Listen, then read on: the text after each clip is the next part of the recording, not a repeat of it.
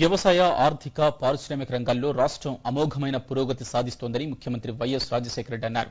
4 ఏళ్లలో కనీవిని ఎరుగని రీతిలో ఫలితాలు సాధిస్తున్నామని సికింద్రాబాద్ పెరేడ్ గ్రౌండ్స్ లో పతాకావిష్కరణ చేసిన తర్వాత చెప్పారు.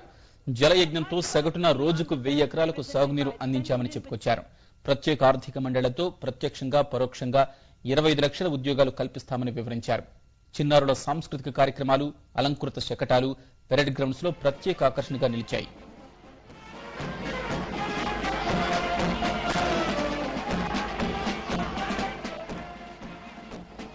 మా ప్రభుత్వం విశ్వసించి ఆచరించిన ఒకే ఒక్క సూత్రం సుపరిపాలన, దూరదృష్టి, ఆర్థిక క్రమశిక్షణలతో కూడిన పాలన సాగించడం. ప్రతి నిర్భాగ్యుడి కంట్లో కన్నీరు తుడిచివేసే వరకు శ్రమిస్తూనే ఉండాలి.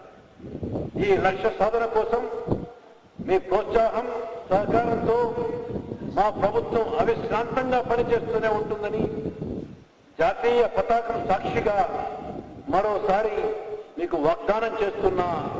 జై హింద్.